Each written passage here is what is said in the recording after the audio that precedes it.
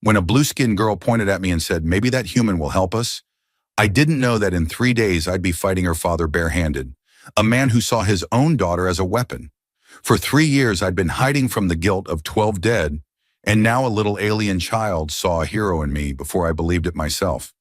And it cost me everything. The sun of Riston 9 beat down mercilessly on the cracked earth, turning the air into liquid shimmer above the rust-colored canyons. Jackson Reyes pulled the worn cloth tighter across his face, squinting through the haze as his pack beast, a six-legged creature the colonists called a Varanus, plodded steadily between towering stone spires. Dust devils danced in the distance, harbingers of the evening storm that would transform this brutal furnace into a deadly freezer within hours. Jackson had been alone for 3 years now, ever since the cave-in at the Northern Mining Complex had taken his crew. He'd been the only one to dig himself out, emerging into daylight with hands bloody and raw, to find 12 men buried forever beneath Riston 9's uncaring stone.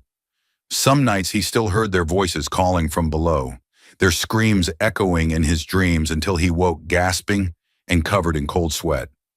Most days he tried not to think about it at all, throwing himself into his work with an intensity that bordered on self-destruction. He was a mechanic by trade, a fixer of broken things in a broken world. On Riston 9, everything broke eventually. The crushing heat, the bone-snapping cold, the abrasive sand that worked its way into every joint and bearing, all conspired to tear apart whatever humanity tried to build here. Jackson made his living traveling between the scattered outposts and mining camps, repairing water wheels, fixing broken pulleys, resharpening drill bits, and keeping the colony's primitive machinery limping along for another season.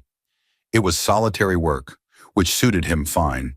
The fewer people he had to care about, the fewer he could fail.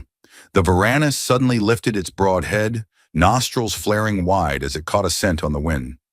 Jackson felt it too, a wrongness in the air that made the hair on the back of his neck stand up.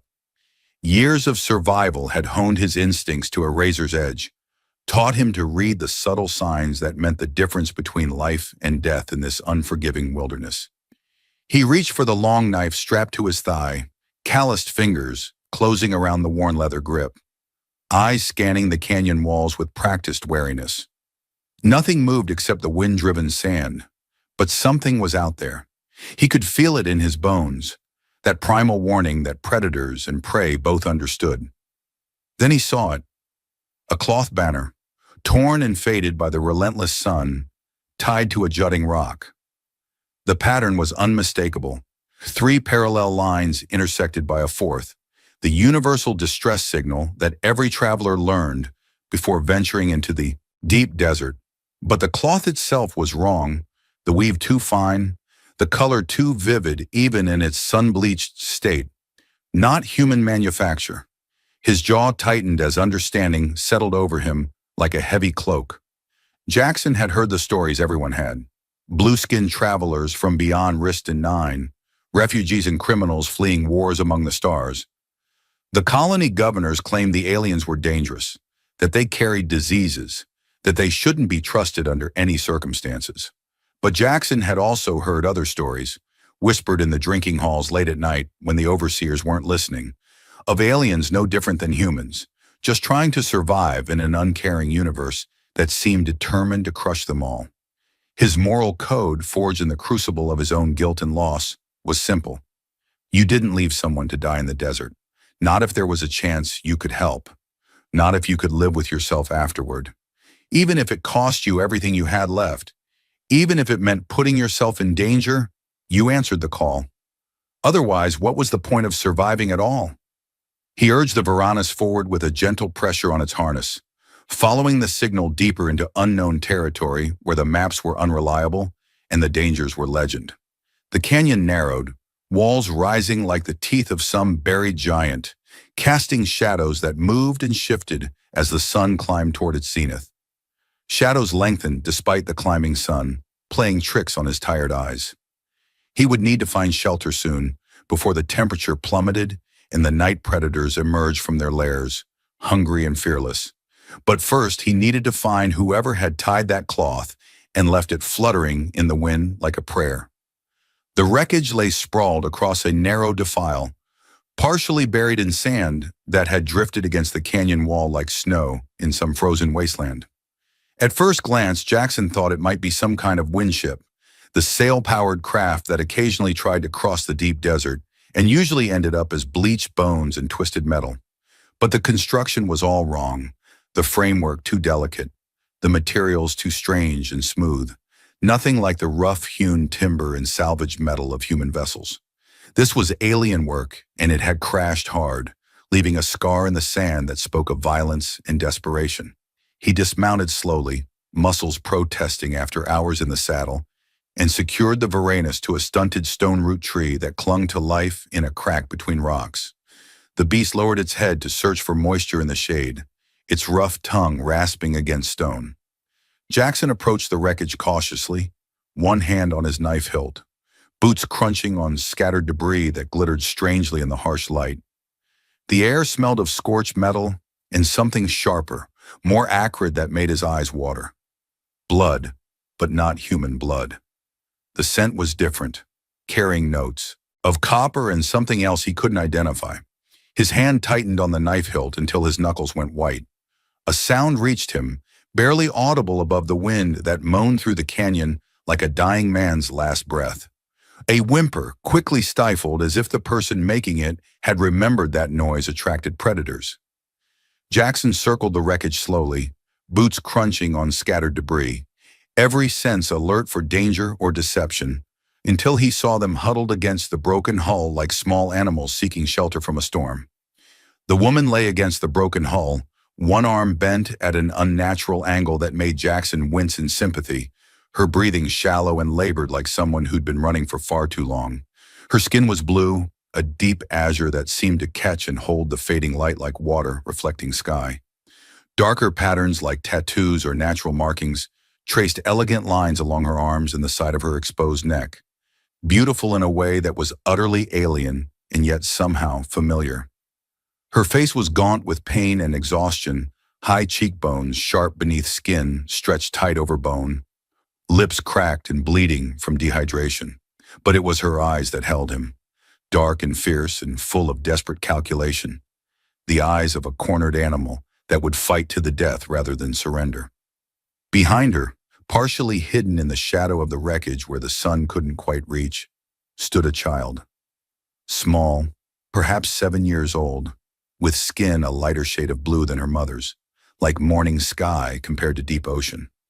The girl's eyes were huge in her thin face, watching Jackson with an intensity that seemed far too ancient for such a young face, as if she'd seen things that would break an adult's mind. Small, barely visible horns protruded from her temples, giving her an otherworldly appearance that was somehow both unsettling and heartbreaking, making her look like something from a fairy tale that had wandered into the harsh reality of the desert. Jackson stopped several paces away, keeping his distance and his hands visible, showing he meant no immediate threat. He'd learned long ago that approaching wounded creatures, human or otherwise, required patience and care, required understanding that fear could make anyone dangerous. The woman tensed, her good hands scrabbling among the debris with frantic determination until she found a shard of twisted metal, edges sharp enough to cut. She raised it like a blade, her entire body shaking with the effort, muscles trembling from pain and exhaustion, and the sheer will it took to keep fighting when every instinct screamed to give up and let death take her. "Stay back," she rasped, her accent thick but her meaning crystal clear, each word forced out through obvious pain. The girl pressed closer to her mother's leg, one small hand clutching the tattered fabric of her mother's clothing, like it was the only solid thing left in a world gone mad. Jackson slowly raised both hands, palms out in the universal gesture of peace, moving with deliberate care so as not to spook them. "I'm not here to hurt you," he said, keeping his voice low and steady, the way he'd talk to a frightened animal. "I saw your signal. I'm a mechanic. I help people. That's what I do." The woman's eyes narrowed, searching his face for deception with an intensity that felt like being cut open and examined. Her breath came in short, pained gasps that spoke of broken ribs or worse. The makeshift weapon trembled in her grip, and Jackson could see blood seeping between the fingers of her injured arm. She was calculating, weighing the risk of trusting him against the certainty of death if she didn't. The sun was setting, painting the canyon walls in shades of orange and red like fire. Soon it would be too cold to survive without shelter and warmth, and they all knew it. The child spoke then, her voice barely a whisper, but clear in the desert silence that pressed down on them like a physical weight. "Don't cry, Mama. Maybe that human will help us." She pointed a small finger at Jackson, and when her eyes met his, he felt something shift inside his chest. Felt some of the ice that had surrounded his heart for 3 years begin to crack. There was no guile in that gaze, no manipulation or calculation, only a pure and desperate hope that cut through all his carefully maintained defenses like a blade through paper. The woman's weapon hand wavered, then lowered slightly as she fought an internal battle between suspicion and necessity. A single tear traced a path down her blue cheek, leaving a darker trail that caught the light, and Jackson realized with a shock that she'd been trying not to cry in front of her daughter, trying to be strong even as her world fell apart around her. "You would help us?" she asked, her voice breaking with emotion she could no longer contain. "Even though we are not your kind? Even though helping us might bring danger to you?" Jackson took a careful step forward, his shadow falling across them both. "Ma'am, out here, we're all the same kind. We're all just trying to stay alive one more day." He nodded toward the darkening sky where the first stars were beginning to appear, like distant promises. "But we need to move now. The cold's coming fast, and it won't care what color our skin is or where we came from. It'll kill us all the same if we don't find shelter." The scanner on Jackson's belt suddenly vibrated with sharp, insistent pulses, a crude mechanical device that used weighted springs to detect movement through ground vibrations. He didn't need to look at it to know what it meant, didn't need to check the dials to understand the danger. Something large, or several somethings, were approaching fast, moving with purpose and coordination that spoke of intelligence and intent. The woman's eyes widened in recognition and fear, following his gaze toward the canyon entrance where a thin plume of dust was rising into the evening air. "They found us," she whispered, and the fear in her voice was primal, the fear of prey that knows the hunter is close. "Antares, he's coming for us. He never stops, never gives up until he has what he wants." "Who's Antares?" Jackson asked, already moving, already calculating distances and escape routes, his mind racing through possibilities and discarding them just as quickly. "Her father," the woman said, gesturing to the child with her broken arm, the movement causing her to gasp in pain.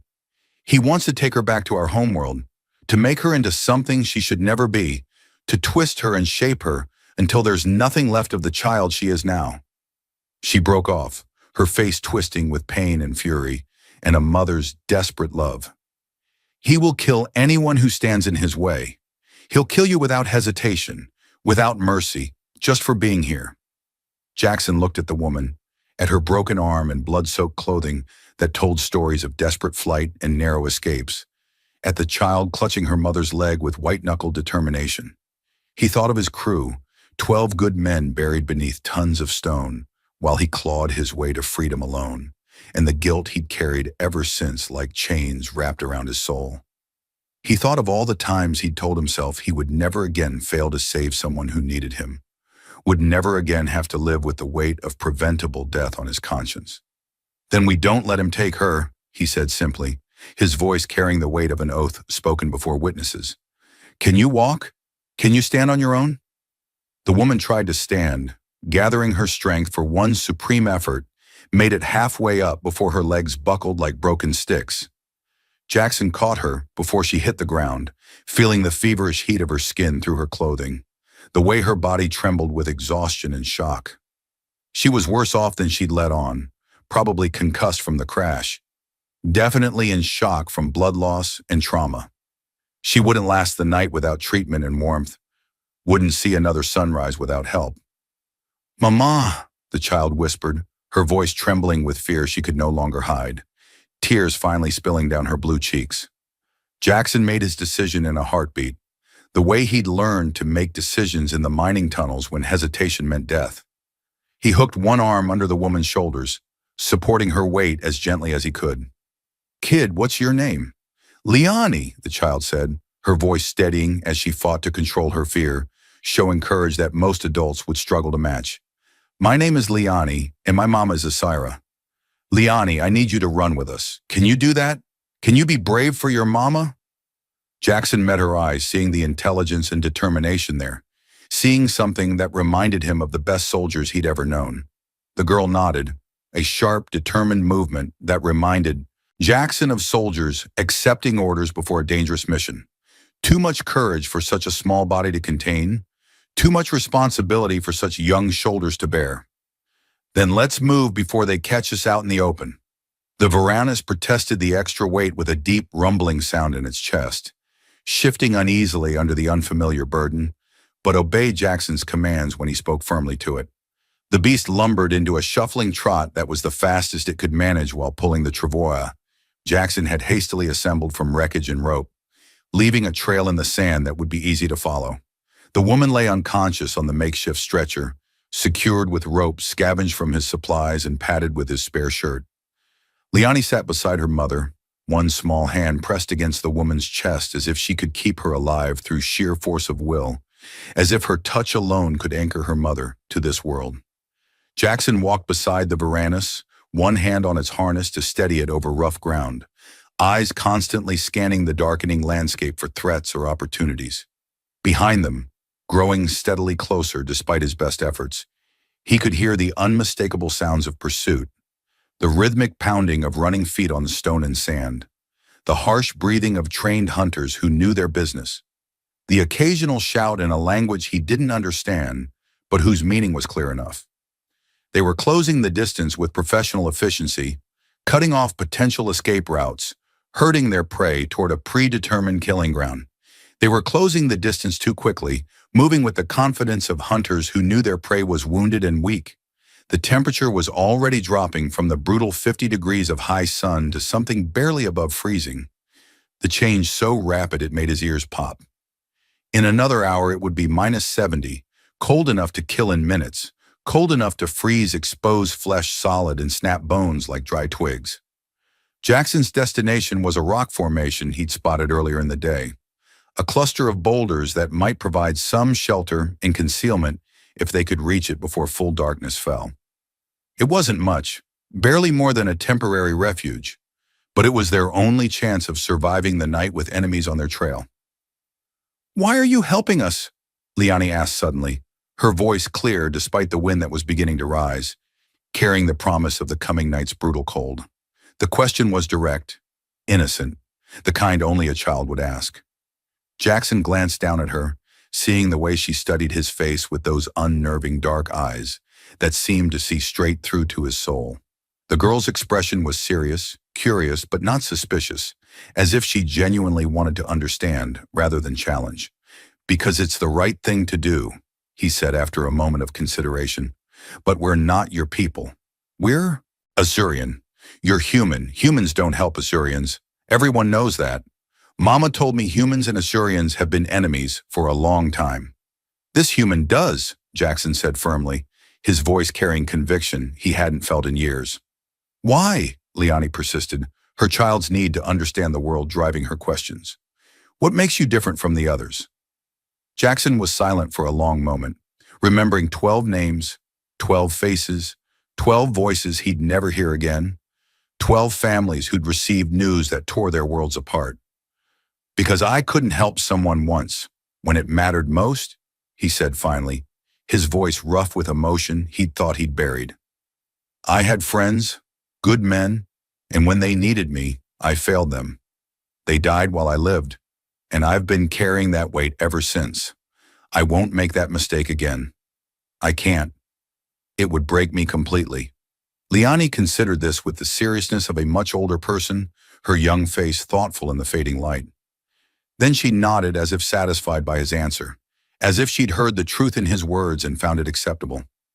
"My mama says humans are dangerous, that they can't be trusted with anything important, that they'll betray you as soon as it's convenient for them. But your eyes don't lie." She pointed at him with one small finger, her gesture certain. "I can see it in the way you look at us. You're scared of what might happen, but you're not running away from us. You're running towards something, toward being the person you want to be." Jackson felt something loosen in his chest, some tight knot of guilt and shame that had been there so long he'd forgotten it could ever ease, unwinding just slightly like a rope under tension, finally beginning to give. "You're a smart kid, Liani. Smarter than most adults I've known." "I have to be smart," she said simply, without pride or complaint, stating a fact of her existence. "To survive. Mom and we've been running for so long, and the stupid ones don't survive. The ones who trust the wrong people, they die.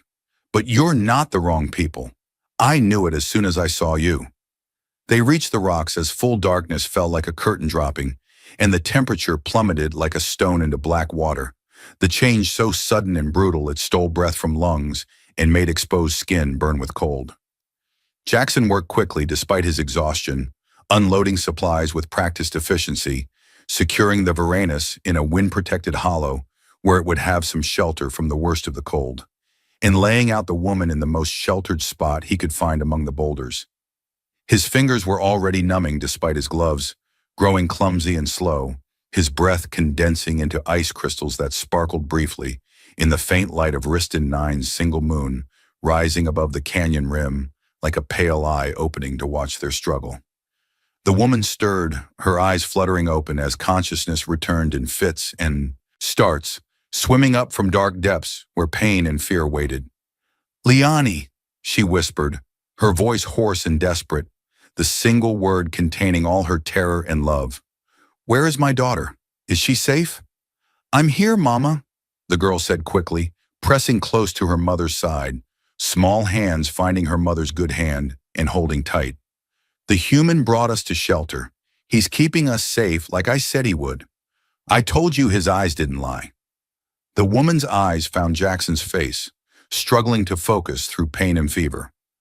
"I am a Sarah," she said formally, as if proper introductions mattered even in the midst of disaster, as if civilization and courtesy were things worth maintaining even when the world was ending. "Thank you for not leaving us to die in the desert like animals." "Jackson," he replied, already moving to the next urgent task, pulling supplies from his pack with hands that shook from cold and exhaustion. "Don't thank me yet. We still have to survive the night, and that's going to be the hard part." The cold was a living thing, a predator more deadly than anything with teeth and claws, more patient and more certain. Jackson had seen men freeze to death in minutes when caught unprepared by Riston IX's brutal nights, had found bodies in the morning frozen solid in positions that spoke of their final, desperate attempts to find warmth. He pulled out his thermal kit, a collection of carefully hoarded materials that he'd gathered over years. Dried dung from the Varanus that would burn slow and hot, scraped resin from stone root trees that would hold flame, a precious fire starter he'd salvaged from the colony years ago and kept working through constant maintenance. With practiced hands that knew the routine even in darkness, he built a small fire in a natural depression between the rocks, feeding it carefully until it caught and held, nursing the flames like a newborn child. The flames were small, barely enough to warm the immediate area, fighting a losing battle against the terrible cold that pressed in from all sides. But they were life, they were hope, they were the difference between surviving and becoming another frozen corpse for the desert to claim. Isira and Liani huddled close to the heat, their blue skin taking on an orange cast in the firelight that made them look almost human, the flames painting shadows that danced across their faces. Jackson worked on Isira's broken arm with supplies from his medical kit, splinting it with straight pieces of debris from the wreckage, and binding it tight with strips of cloth torn from his own spare clothes. She bit down on a leather strap to keep from crying out, her body rigid with pain that must have been excruciating, her free hand clenched into a fist so tight her knuckles went pale blue. "Who is Antares?" Jackson asked as he worked, needing to understand what they were facing, needing to know his enemy. "Tell me everything. I need to know what's coming." Isira's jaw tightened, muscles bunching beneath her skin as old anger and fear warred within her. "My husband once, before I understood what he truly was beneath the mask he wore," she said, each word careful and precise despite her pain. "A commander in the Azurian military, powerful and ambitious beyond reason, ruthless in ways that terrify even his own people. He believes Liani belongs to him, that she's his property to shape as he wishes, a tool to be forged and wielded. Her eyes flickered to her daughter, softening momentarily with a love so fierce it was almost painful to witness. He would make her into a weapon, a killer without conscience or mercy, a tool for his ambitions to conquer and rule. He has plans for her, terrible plans that would destroy everything good and innocent in her. I couldn't let that happen. I would die 1,000 deaths before I let him have her. So you ran from him, Jackson said, understanding the desperation that would drive a mother to flee across the stars. So I ran with everything I had, Sarah confirmed, her voice thick with emotion and exhaustion.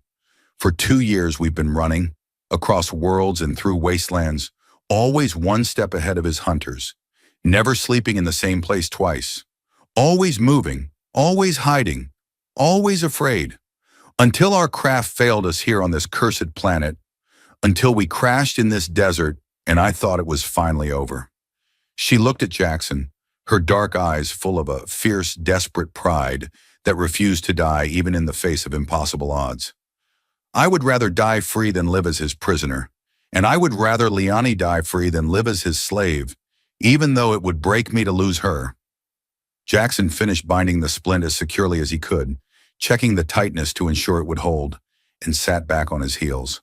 His own wounds were beginning to make themselves known, scratches and bruises from the desperate flight, but they could wait.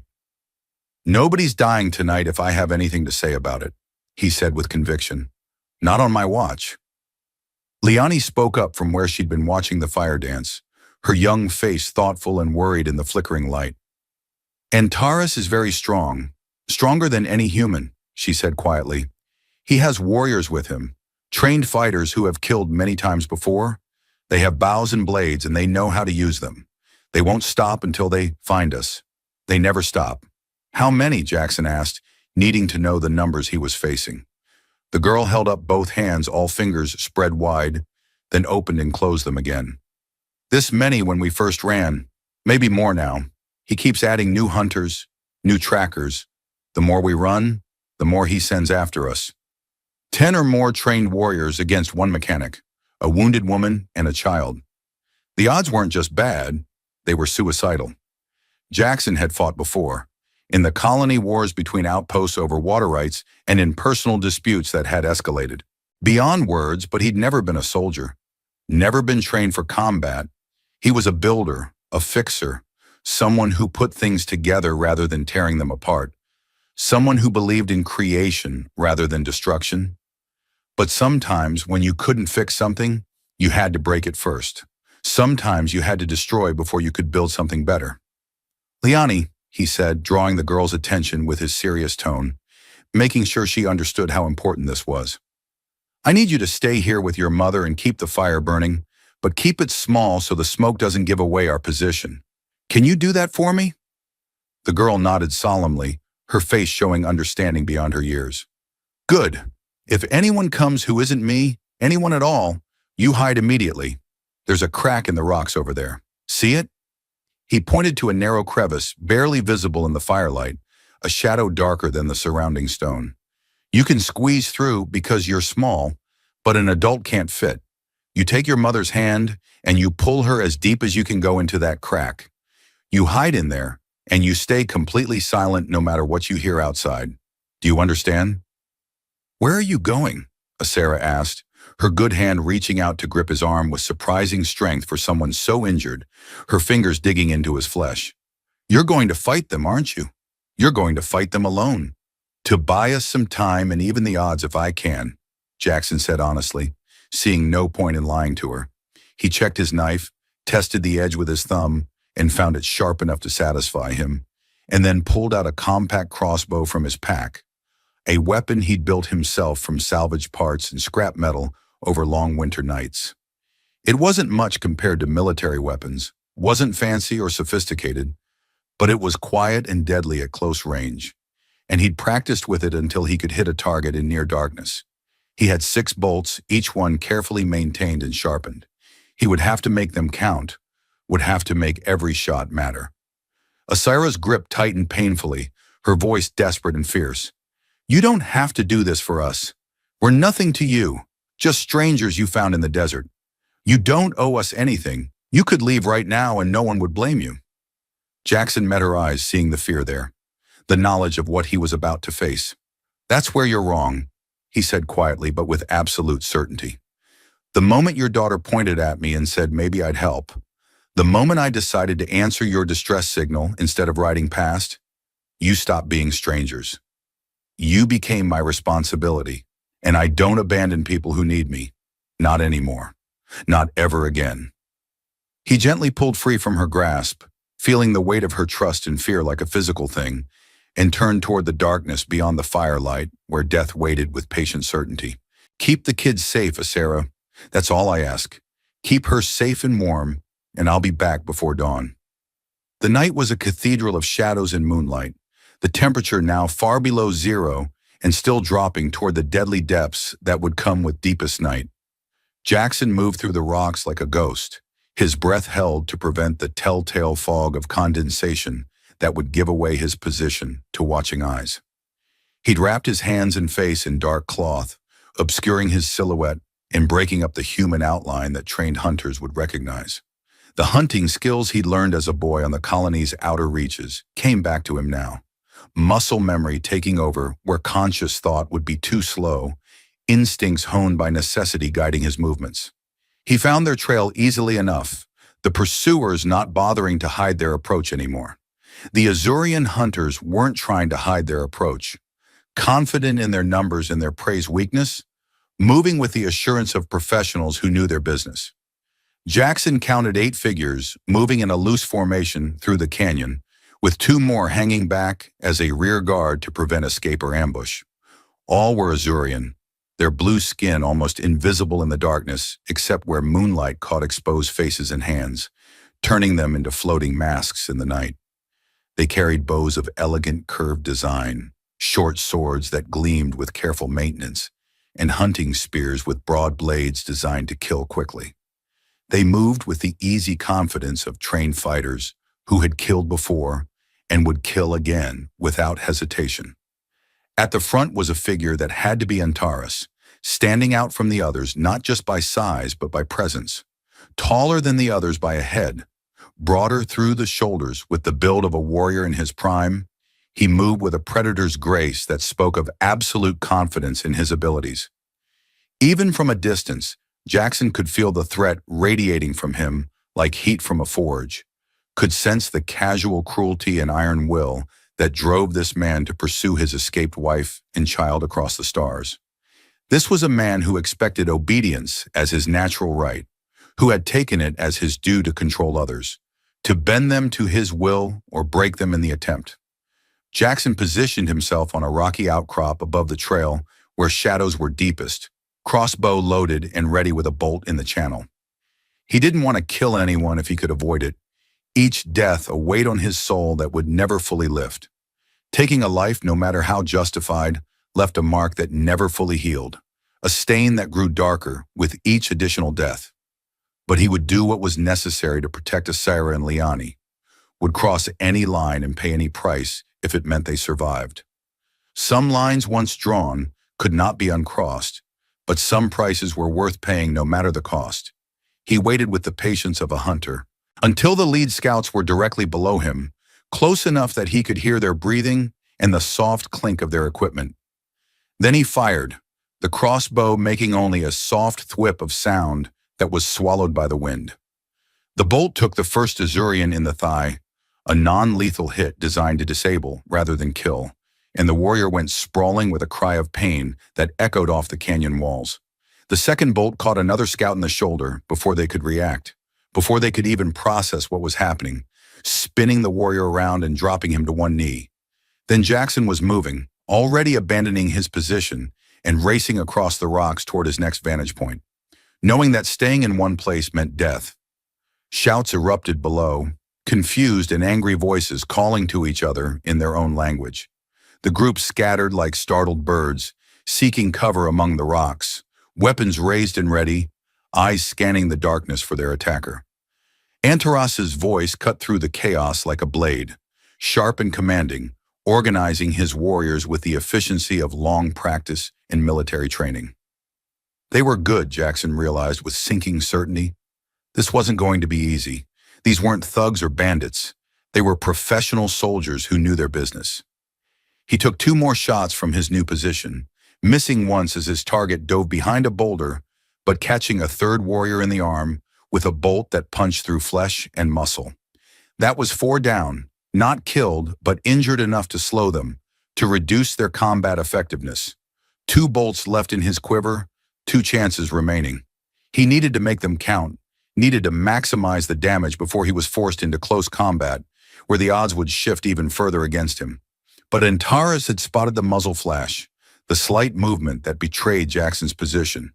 The Azurian commander pointed with one long arm, barking orders in a voice that expected instant obedience, and 3 warriors broke off from the group immediately. They moved swiftly to flank Jackson's position, working as a coordinated unit to cut off his escape routes, to box him in and eliminate him. They were cutting off his escape routes with professional efficiency, turning him from hunter into hunted. Jackson cursed silently and prepared to move again, his mind racing through options and discarding them as too risky or too slow. An arrow hissed past his ear with a sound like tearing silk, close enough to feel the wind of its passage and smell the resin that coated its shaft, close enough that another inch would have meant his death. Jackson threw himself flat without thought, pure instinct taking over, rolling behind a boulder as more arrows clattered against the stone where he'd been standing a moment before. The impact sending chips of rock flying. They had archers, good ones with training and practice behind their skill. Warriors who could hit a moving target in darkness by sound and instinct. He was pinned down, unable to move without exposing himself to their fire. He heard footsteps approaching from 2 directions, with the careful deliberation of hunters closing in for the kill. The soft crunch of boots on sand and gravel growing steadily louder. The flanking warriors were closing in, working together to eliminate him as a threat. Jackson weighed his options rapidly, calculating chances and probabilities. Stay and fight with his knife in close quarters, where his lack of formal training would be a fatal disadvantage, or run and hope he could reach the Varanus before they caught him, before arrows found his back. Neither option was good, neither gave him better than even odds of survival. Then he heard it, cutting through the tension like a blade through flesh, a high, piercing scream that echoed through the canyon, inhuman and terrifying in its raw hunger. The sound raised every hair on Jackson's body, triggered ancient fears buried deep in the human hindbrain. Another scream answered the first, closer now, coming from a different direction. Night predators, the kind that hunted in packs like wolves and could strip a body to bone in minutes with teeth and claws designed for killing. Riston 9's apex predators, creatures that made even hardened colonists whisper in fear, drawn by the scent of blood from the wounded warriors and the promise of easy prey. Jackson didn't hesitate, didn't waste time second-guessing his decision. He ran, sprinting across the rocks toward his camp with every ounce of speed he could muster, hearing the chaos erupting behind him as the predators hit the Azurian warriors like a hammer. Shouts of alarm turned to screams of pain as the reality of their situation became horrifyingly clear. The crack of bows being fired, the clash of steel on chitin as swords met alien carapace, the wet sounds of tearing flesh and breaking bones. He didn't look back, didn't slow down, just ran as if all the demons of hell were at his heels. He burst into the shelter, breathing hard enough to see stars, lungs burning from the cold air, to find Liani standing guard with a chunk of broken metal held in both small hands like a weapon. Her small body was positioned between the entrance and where her mother lay, ready to defend despite her size, despite her fear. The girl's eyes were wild with fear she was trying desperately to control, but she didn't lower her makeshift weapon until she recognized Jackson's face in the firelight, until she was absolutely certain he was who he appeared to be. "Predators," he gasped between heaving breaths, dropping to his knees beside the fire that suddenly seemed far too small and inadequate. "Canyons full of them, whole pack by the sound of it. They'll keep Antares busy for a while. Give us some breathing room, but we need to move as soon as there's light enough to see. They won't stop him for long." Asira struggled to sit up despite her injuries, her face creased with pain and determination. "He won't stop coming after us," she said, her voice carrying the weight of certain knowledge. "Even if the predators kill half his warriors, even if he loses everyone else, he'll keep coming. He always does. He never gives up, never accepts defeat. It's not in his nature to surrender." Jackson looked at her, seeing the exhaustion and despair in her eyes that spoke of 2 long years spent running, of countless close calls and narrow escapes. The weight of 2 years spent running, never safe, never able to rest. "Then we need to get off this planet entirely," he said, making the decision as he spoke. "Is there anywhere you can go? Anywhere you'd be safe from him?" "There's a station," Asera said slowly, her voice tentative as if afraid to hope. "Orbital, around the gas giant 3 days journey from here. Havenport. It's neutral territory, multi-species, protected by treaty. If we could reach it." She shook her head, the small hope in her voice dying before it could fully form. "But it's impossible. We'd never make it across the desert on foot in our condition, and we have no craft capable of reaching orbit." Jackson thought furiously, running through his mental map of the region that he'd built over 3 years of solitary wandering, pulling up every scrap of information he'd accumulated. "There's a place," he said after a long moment. "Old Colony Station, abandoned years ago after the collapse. Helios West. It's about a day's travel from here if we push hard and don't stop. The main complex is dead, most of it collapsed or ruined, but there might be something there we can use to signal for help. Equipment, supplies, maybe even a way to get a message to Havenport." "A human station?" Asera's voice was skeptical, colored by years of hearing that humans and Azurians were enemies. That cooperation between their species was rare and dangerous. "A desperate station," Jackson corrected her firmly. "Look, I won't lie to you. The place is half collapsed, barely standing, might fall down around our ears if we look at it wrong. But it's our best shot at getting off this rock alive. Anaras won't expect us to head toward human territory, toward a place where we should be even more vulnerable." Liani spoke up with the directness of a child who hasn't learned to doubt her instincts. "I think we should trust him, Mama. He saved us from the hunters when he didn't have to. He's kept us warm when he could have left us to freeze. His eyes don't lie. I told you that from the beginning." Asera looked at her daughter, then at Jackson, searching his face for any sign of deception or hidden motive. Something in her expression shifted, the desperate suspicion giving way to a cautious hope that was almost painful to see. "Then we go to this Helios West," she decided. "But if you're wrong, if this is a trap or a mistake, then I'll die trying to get you out of it," Jackson said with absolute sincerity, meeting her gaze, without flinching. "I give you my word, and I don't give my word lightly. Not anymore. I've learned what it costs to break it." They left before dawn while the temperature was still deadly, but the predators had retreated to their daytime lairs, sated with their night's hunting. The Varanus carried a Syra on the travois, the beast moving steadily despite its exhaustion, with Liani walking beside her mother like a small soldier on campaign. One small hand always touched her mama's arm, maintaining that physical connection as if it alone could keep her mother tethered to life. Jackson walked ahead, eyes constantly scanning for threats or opportunities, his body aching from the night's exertions, but his will unbroken. Behind them, in the growing light of a new day, they could see carrion birds beginning to circle above the canyon where they'd made their stand. Dark shapes against the pale sky. Antares had survived. Jackson was certain of that beyond any doubt. Men like him always did, always found a way to endure when lesser men would fall.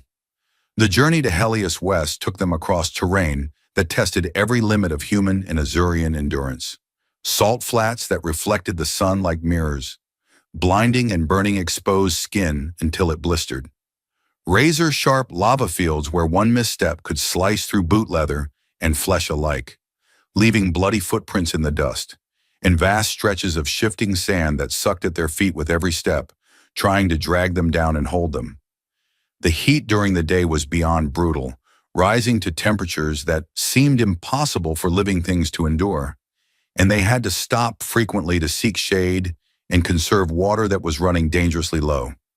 Jackson rationed their supplies carefully with the experience of someone who'd survived in the desert before. But he knew they wouldn't last more than 3 days at most, probably less given Asira's condition.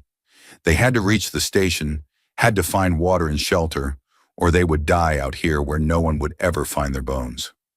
Leonie proved to be tougher than her small size suggested, showing a resilience that amazed Jackson. She never complained, never asked to rest even when exhaustion made her stumble, just kept walking with a grim determination that reminded Jackson of soldiers he'd known in the colony wars. Men and women who'd learned that survival meant putting one foot in front of the other, no matter how much it hurt. Asira drifted in and out of consciousness, her fever rising despite Jackson's best efforts to treat her wounds with the limited medical supplies he carried and the water he could spare to keep her hydrated. On the second morning, as they crested a rocky ridge that seemed to go on forever, Jackson spotted fresh tracks in the sand that made his heart sink like a stone. Boot prints, many of them, moving in the same direction they were heading, the tracks clear and recent.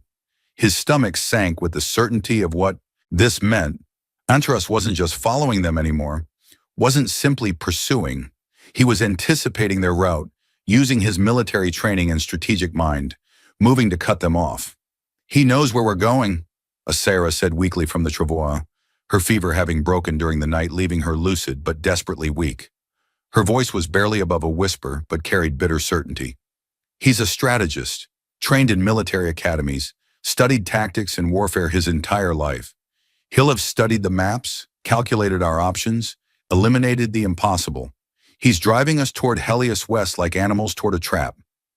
"Into a trap," Jackson finished grimly, studying the tracks and estimating numbers and timing with the careful attention of someone who knows his life depends on getting it right. The Azurian warriors had passed through perhaps 6 hours ago at dawn, moving fast and purposeful. They'd be at the station already, waiting in ambush, prepared and ready. Leonie looked up at him with those two knowing eyes that had seen far too much, understanding more than any child should have to. "So what do we do now?" Jackson was silent for a long moment, thinking through possibilities and weighing risks, his mind working through scenarios and discarding them as quickly as he formed them. Finally, he said with grim determination, "We spring the trap, but we do it on our terms, not his. We become the hunters instead of the hunted." They approached Helios West as the sun began its descent toward evening, painting the old station in shades of amber and rust that made it look almost beautiful despite the decay. The complex was exactly as Jackson remembered it from years ago, a sprawling collection of stone buildings and metal structures built into the side of a cliff face for protection from the elements and the creatures that hunted the desert. Most of it was in ruins now, collapsed walls and sagging roofs, testament to decades of neglect and the desert's patient destruction. But the core structure built into the cliff itself remained intact, its heavy blast doors sealed against wind and sand and time. Jackson studied the station through a crudely constructed spyglass he'd made years ago, looking for signs of the ambush he knew was there, the trap that waited to spring closed around them. He spotted them quickly enough once he knew what to look for. Shadows in the wrong places where nothing should cast shadow. The occasional flash of blue skin in the failing light when someone moved carelessly. The too careful arrangement of debris that suggested prepared positions and firing lanes. Antares had at least 6 warriors concealed around the main entrance, probably with bows ready to fill them with arrows the moment they came into range. And there were probably more inside the complex itself waiting to complete the trap. "They're waiting for us to walk right in through the front door," Asira observed from where she sat propped against a rock. She was sitting up now under her own power, her arms still splinted, but her strength slowly returning with rest and the small amounts of water Jackson could spare for her. "That's exactly the idea they want us to have," Jackson said with a tight smile. "So we don't give them what they expect. We don't play by their rules." He pointed to a section of the cliff face to the left of the main complex, where the rock face was sheer and intimidating. "See that spot? About 30 feet up? There's a ventilation shaft. It was supposed to be sealed during the station's final evacuation when the colony pulled back, but I know for a fact it wasn't. Miners used it as a quick way to sneak back inside when the complex was officially closed, to salvage equipment and supplies. I used it myself once, years ago, when I was younger and more desperate for salvage. You want us to climb up there? Sarah looked at her broken arm with obvious doubt, the splinted limb useless for climbing. I'll go first and secure a rope, Jackson explained patiently. Then I'll rope you up and pull you through. You won't need to climb. Just hold on and let me do the work. Then Liani can come up after you. Once we're inside, we'll have the advantage because we'll know the layout and they won't. We can move through the complex, avoid their ambush entirely, and get to what we need. And what exactly do we need? Sarah asked, her practical mind cutting through to the essential question. Jackson's jaw tightened with determination as he explained. There's an old signal tower built into the highest point of the complex when they first established the station. It was designed to punch through Riston 9's atmospheric interference with enough power to maintain contact with orbital stations and passing ships. If I can get it working again, we can signal Havenport directly. Get them to send a shuttle to pick us up. You said the station was dead, abandoned and powerless? Sarah pointed out. How will you power the transmitter? Emergency geothermal generator, Jackson said, remembering the engineering diagrams he'd studied long ago. Taps directly into volcanic heat from deep underground through a shaft that goes down hundreds of feet. It was built to last forever, completely independent of the main grid. If it's still there, if it hasn't been salvaged or destroyed, we have a real chance. Liani spoke up, her voice quiet but carrying weight beyond her years. And if Father catches us inside before we can send the signal? Jackson looked at the girl, seeing the fear she was trying so hard to hide behind a mask of courage, seeing her small hands clenched into fists. Then I'll make sure you and your mama get out no matter what it takes, he promised, even if I have to trade my life for yours. That's a promise, Liani. They waited until full dark, until the temperature dropped and the night wind rose like a living creature, howling through the ruins like a chorus of ghosts mourning the station's death. Jackson secured the Varanus in a hidden hollow with practiced efficiency, leaving it with enough food and water to last several days should they fail to return. If they didn't come back, someone would eventually find the creature and give it a new home. Though Jackson pushed that thought away as quickly as it formed, he hoped desperately it wouldn't come to that, hoped they would survive to reclaim their loyal companion. The climb was harder than he remembered from years ago, his body older now and marked by countless injuries and hardships. His hands and feet searched for holds in the dark, relying on muscle memory and desperation more than sight, trusting instincts honed by years of working in dangerous places. Below him, the drop was far enough to kill, to smash a body against rocks and leave it broken and forgotten. He didn't look down, focusing instead on the next handhold, the next movement upward. When he reached the ventilation shaft, he found it exactly as he'd left it years ago, unsealed, the covering pushed aside by long-ago miners and never replaced. He tied off his rope to a solid anchor point he'd used before and dropped it down for the others, watching it snake down the cliff face to where Asira and Liani waited. Getting Asira up with one functional arm was a nightmare of slow, painful progress that tested Jackson's strength to its limits. Jackson hauled on the rope until his muscles screamed and his hands bled through his gloves, while she used her legs to walk up the cliff face as best she could, her face twisted with pain she couldn't fully suppress, but showing determination that refused to break. Liani came up behind her mother with the agility of youth, light and quick as a spider, her small hands finding holds that Jackson wouldn't have trusted his own weight to, her young body perfectly suited to the climb. They crawled through the ventilation shaft on hands and knees, a claustrophobic tunnel of corroded metal that groaned and shifted under their weight in ways that made Jackson's heart pound with fear. Rust flakes fell like orange snow, coating their clothes and skin with decades of decay, filling the air with the smell of oxidized metal and age. The tunnel branched repeatedly like a maze designed to confuse. But Jackson remembered the way from his previous visit, following the path he'd taken years ago, when the world was different and he still had a crew to call his own, before guilt and loss had driven him into solitary exile. They emerged in what had once been a storage area, now empty except for broken crates and scattered debris that spoke of hasty abandonment. The air inside the station was cold and still, heavy with dust that had settled over years, carrying the smell of decay and abandonment that all dead places eventually acquire. Jackson led them deeper into the complex, moving carefully and listening for any sound that might betray an enemy's presence, his hand never far from his knife. Every footstep seemed impossibly loud in the silence, every breath a shout that might give them away.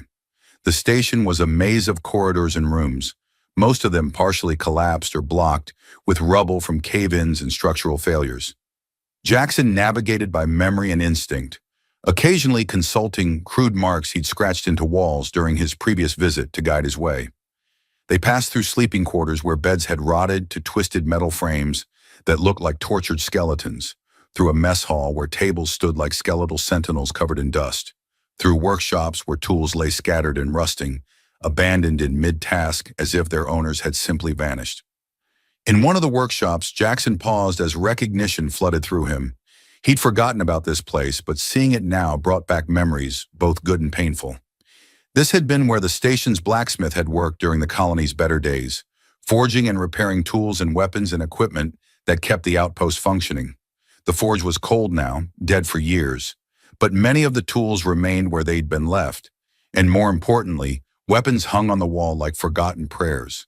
Machetes for clearing brush, pickaxes that could double as weapons, a few swords made for colonists who preferred ancient steel to modern ceramics or energy weapons. Jackson selected a heavy machete for himself, testing its balance in his hand and finding it acceptable despite years of neglect. The blade was dull with rust, its edge degraded by time and moisture, but the steel underneath was sound, the craftsmanship solid. He found a whetstone covered in dust and spent several minutes working the edge with the rhythmic rasp of stone on steel, the familiar motion oddly comforting in the dead silence of the station, a connection to simpler times when problems could be solved with patience and skill. "Take this," he said quietly, handing Asira a shorter blade, something she could wield one-handed despite her injured arm. She accepted it with a nod of understanding, her fingers closing around the hilt with practiced ease that spoke of previous experience with weapons. For Liani, he found a small knife that was more tool than weapon, but sharp enough to hurt someone if absolute necessity demanded it. The girl took it solemnly, her young face serious as she understood the responsibility being placed in her small hands, the trust he was showing by giving her even this small measure of defense. Armed and as ready as they could be, they continued deeper into the complex following Jackson's memory of the layout. Jackson led them toward the geothermal generator chamber, following a route that took them through the oldest parts of the station, where the original builders had carved rooms directly into the living rock of the cliff face. Here the walls were stone instead of metal, more stable and less likely to collapse, but also more echo-prone, with every footstep announcing their presence to anyone listening carefully. The darkness was absolute in places where even moonlight couldn't penetrate, forcing them to move by touch and memory. They reached the generator chamber without incident, which worried Jackson more than if they'd encountered guards along the way.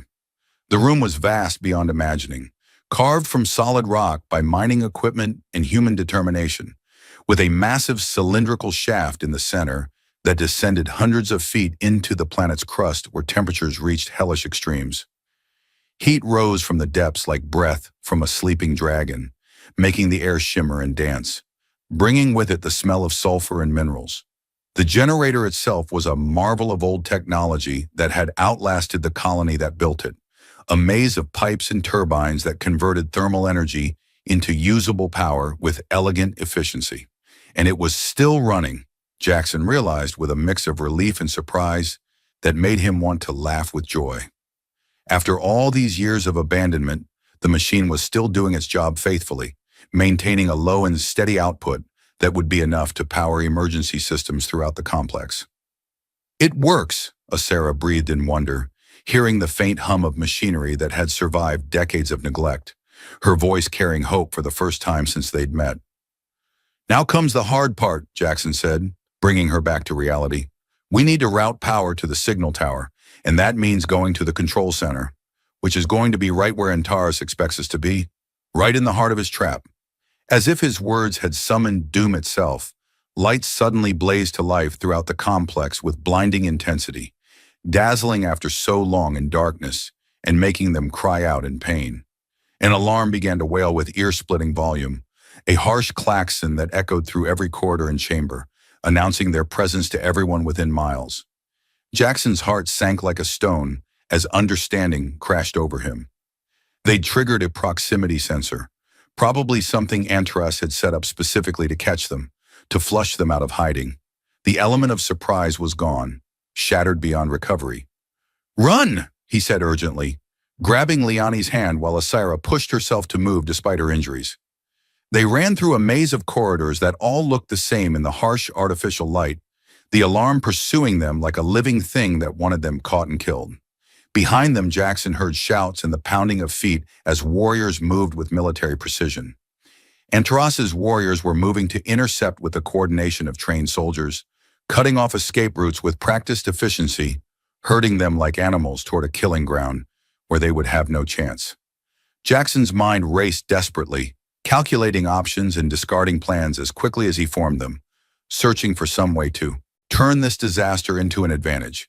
They needed to reach the control center, needed to get the signal tower online, and transmit their distress call. Everything depended on it. Their lives and their freedom hung in that balance. They burst into a large chamber that had once been a common area, once a place where miners had gathered to eat and socialize and find comfort in each other's company. Now it was empty except for overturned furniture that spoke of hasty evacuation and the inevitable dust that covered everything. 3 exits led from the room, the way they'd come, and 2 others that branched into darkness beyond the harsh lights. Jackson was trying desperately to remember which led to the control center when the first warrior emerged from one of the far exits, moving with deadly purpose. The Azorian was fast beyond anything Jackson had expected, crossing the room in seconds that seemed to compress time itself, with a spear leveled at Jackson's chest held in hands that knew exactly how to use it. Jackson twisted aside with instincts honed by years of survival, the spear point grazing his ribs close enough to draw a line of fire across his skin, and brought his machete up in a defensive arc that caught the spear shaft. The blades met with a clang that hurt his ears and sent vibrations up his arm, the impact jarring him to his bones. The warrior disengaged smoothly, circled with the patience of a trained fighter, looking for an opening while his dark eyes calculated threat and opportunity with professional detachment. More warriors emerged from the exits, like shadows given form, 5 of them now surrounding their little group in a tightening circle. Asira pressed Liani behind her protectively, her blade held ready despite her injured arm that must have been screaming with pain, her body positioned to shield her daughter with her own flesh if necessary. The warriors began to close in slowly, a noose tightening with inexorable patience, taking their time because they knew their prey was trapped and helpless. Then Antares entered the room, and the temperature seemed to drop from his mere presence. He was exactly as Jackson had imagined from Asira's descriptions, tall and powerfully built like a warrior from legend, moving with the absolute confidence of someone who had never known defeat in combat. His blue skin was darker than Asira's, almost indigo like the deepest ocean depths, and his eyes were cold chips of black ice that held no mercy or compassion. He wore armor of layered leather and metal that had seen use and been maintained with religious care, practical and well-crafted. A long sword hung at his hip, its pommel worn smooth by countless hours of practice, and a bow was slung across his back. He looked at Jackson with the kind of dismissive contempt reserved for insects about to be crushed beneath a boot, his expression showing he considered this already finished. "So," Antras said, his voice deep and resonant with the kind of authority that expected obedience, each word carefully chosen. "The human who thinks he can protect what is mine." His gaze shifted to Asira, and something cruel and possessive entered his expression that made Jackson's blood run cold. "Did you truly think you could run forever, wife? That I would not find you no matter where you hid? That I would ever stop hunting you?" "She's not your wife anymore," Jackson said firmly, positioning himself between Andros and the others, with deliberate purpose making his body a barrier that would have to be overcome. "And the kid isn't your property to claim." Andros laughed without humor, the sound echoing off stone walls. "Humans," he said, as if the word itself was something distasteful that he had to spit out. "So emotional, so sentimental about things that don't matter. You've been alone too long in this desert, mechanic. You've forgotten the way the universe truly works, forgotten the laws that govern all living things. The strong take what they want, the weak submit or die. These are the only laws that matter in the end. Not on my watch, Jackson said quietly, but with absolute conviction. Your watch? Antras's expression hardened, his amusement evaporating like water on hot stone. You have no authority here, no power. You're one man, alone, facing trained warriors who have killed more times than you can count. You cannot win this. It's already over. Surrender my property now, and I'll allow you to live. I'll even let you keep your dignity and walk away from this. Refuse, and I'll gut you slowly while they watch. And I'll make sure you stay conscious for every moment of it. Jackson's grip tightened on his machete until his knuckles went white, the leather grip creaking under the pressure. He could feel Liani's eyes on him from behind Asera, could sense the girl's trust and hope focused on him like a physical weight. They were depending on him, trusting him not to surrender them to this monster who would destroy everything good in them. That's not going to happen, he said quietly, but with absolute certainty. Not today, not ever. Andras sighed with theatrical disappointment, shaking his head as if dealing with a stubborn child. Pity. I always prefer to avoid unnecessary bloodshed when possible. It's so wasteful. He raised his voice slightly, not shouting but projecting with military authority. Warriors, bring me the child unharmed. Kill the human quickly if you can, but take your time if he resists. Wound the female, but keep her alive and conscious. She needs to learn the consequences of defiance, needs to understand what happens when you run from me. The warriors moved as one with the coordination of long training together, a coordinated attack that spoke of years of fighting as a unit, of drill and practice and shared combat. Jackson barely had time to react before they were on him with weapons raised. He parried the first spear thrust with his machete, felt the impact shiver up his arm hard enough to make his teeth rattle. A sword slashed toward his head in a silver arc. He ducked desperately, the blade passing close enough to trim hair and whistle through the air. He was fighting purely on instinct now with no time to think, his body moving through patterns learned long ago. Only react and hope his reflexes were fast enough. From the corner of his eye, he saw Asera engage one of the warriors with fierce determination. Her one-handed style awkward, but effective through sheer will. She used her smaller blade like a fang, quick darting strikes that forced her opponent back step by step, giving ground slowly. Liani had hidden behind an overturned table exactly as Jackson had told her to do, her small form barely visible. Good girl, he thought fiercely. If he could keep the warriors focused on him, keep them away from the child, and give Asera time to fight. A spear caught him in the left shoulder, not deep but enough to draw blood and weaken his grip significantly, the pain sharp and immediate. Jackson roared in fury and pain combined, more in fury than pain, channeling the shock into action, and drove his machete into the warrior's exposed side with all his remaining strength. The Azurian went down with a cry of agony, blue blood flowing dark. Jackson pulled his blade free with effort and pivoted to meet the next attack, his movement slower now, his shoulders screaming protest. But there were too many of them, too many angles to defend. For every warrior he engaged, another moved to flank him with professional efficiency, using their numerical advantage ruthlessly. They were working together with practiced coordination, using their numbers, wearing him down stroke by stroke. Jackson felt his strength flagging with each exchange, his reactions slowing as fatigue and injury took their toll. A sword opened a deep cut across his thigh that sent blood running down his leg. A spear slammed into his ribs with brutal force, driving the air from his lungs and making him gasp. He fell to one knee, gasping for air that wouldn't come, tasting blood in his mouth. Blood ran freely from multiple wounds, pooling on the stone floor. His vision swam with approaching unconsciousness, dark spots dancing at the edges. Through the haze of pain and exhaustion, he saw Andras walking calmly toward Liani's hiding place with measured steps, unhurried and confident. The other warriors had Asera pinned against a wall, disarmed and helpless, forced to her knees with a blade pressed against her throat hard enough to draw a thin line of blood. "No," Jackson tried to say, but it came out as a wheeze barely audible. Andras reached down with casual cruelty and pulled Liani from behind the table by her arm, yanking her roughly into view. The girl fought with everything she had, biting and scratching like a wild animal, but the Azurian commander held her easily at arm's length, his strength far beyond what her small body could overcome.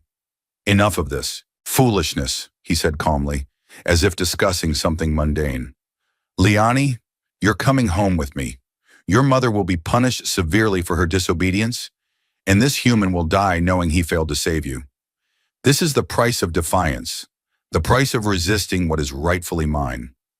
"Let her go," Jackson managed, forcing himself to his feet despite the wounds that should have kept him down, despite the exhaustion and pain. "Fight me. Just you and me, one-on-one. If I win, they go free." Antris looked at him with something approaching pity mixed with contempt. "You can barely stand, mechanic. You're bleeding from a dozen wounds. There is no honor in killing you now like this. It would be wasteful and unsporting." Jackson spat blood onto the floor, the action defiant. "Scared I might surprise you?" Antares's expression didn't change, but something flickered in his eyes that might have been annoyance or perhaps wounded pride. He released Liani, pushing her roughly toward one of his warriors with casual violence. "Hold her and don't let her interfere," he commanded. Then he turned to Jackson, drawing his sword with fluid grace, the blade catching the light. "Very well. I'll give you your death, human, since you seem so eager for it. You've earned that much, at least." The fight was brutal and desperately one-sided from the beginning. Jackson was already wounded badly, exhausted beyond measure, operating on willpower alone, and the desperate need to protect those who depended on him. Antares was fresh, skilled beyond Jackson's ability to counter, and utterly merciless in his technique. The Azurian's blade was a silver blur of death, testing Jackson's defenses, finding weaknesses, exploiting them ruthlessly and without hesitation. Jackson parried desperately, blocked when he could, countered when possible, but he was always a step behind, always reacting rather than attacking, being driven back step by bloody step. A sweeping strike knocked the machete from his numb fingers with contemptuous ease. It clattered across the floor, spinning away and out of reach. Jackson threw himself forward in desperation, trying to tackle Antares, to use his weight and desperation as weapons since he had nothing else left. But the Azurian was too fast, too skilled. He sidestepped with minimal movement, brought his elbow down hard on the back of Jackson's neck. Jackson crashed to the floor, tasting blood and dust, his vision darkening. Antares placed a boot on Jackson's back, pinning him to the cold stone with casual dominance. "You fought well enough, for a human without training, but courage without strength is meaningless in the end. It gets you nothing but a painful death." He raised his voice to address his warriors. "Secure them both. We're leaving this miserable rock immediately. This planet disgusts me and I want to be gone from it." Jackson's vision darkened at the edges as consciousness tried to slip away, black closing in from all sides. He'd failed, the word echoing in his mind like a death knell. After everything, all his promises and determination, he'd failed them when it mattered most. Asira and Liani would be dragged back into captivity, back into a life of control and abuse, and there was nothing he could do about it anymore. The guilt of his crew's deaths would now be joined by this new failure, this new crushing weight on his soul that would follow him to whatever came after death. But then he heard it, cutting through his despair. A grinding, mechanical sound unlike anything that should exist in this dead place, coming from deep within the station's heart. The lights flickered wildly, dimmed dramatically, then suddenly blazed brighter than before with renewed power. The temperature in the room began to drop rapidly as vents opened in the ceiling with metallic shrieks, cold air pouring in with a rush of sound. Emergency systems were activating, protocols designed for catastrophic situations engaging without human input. Asira had done it somehow, Jackson realized with a surge of hope that brought clarity through the pain. While everyone was focused on the fight, distracted by violence and drama, she'd somehow slipped away or activated something. She'd reached the control center, activated the main systems that had been sleeping for years. But more than that, she'd activated the station's emergency protocols, the ones designed to deal with catastrophic environmental failures or security breaches. Blast doors began to descend throughout the complex with ear-splitting crashes, sealing sections, isolating areas, dividing the station into sealed compartments. The station was going into full lockdown mode, following ancient programming that cared nothing for the people caught in its mechanical jaws. Enteras's head snapped up, understanding the danger instantly with a warrior's instincts. "Move now!" he shouted to his warriors, his calm composure cracking. "Get to the exits before we're sealed in and trapped like rats." But he was too late, his warning coming seconds after it mattered. A blast door crashed down between Antares and his warriors with finality, separating them with tons of metal and stone.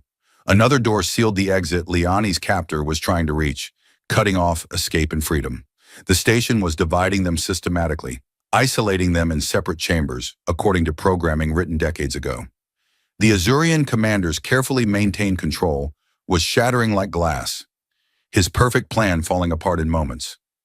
Jackson forced himself to move despite the pain screaming through his body, ignoring the voice in his head that said he should stay down and rest. He crawled toward his fallen machete on hands and knees, fingers closing around the blood-slicked hilt.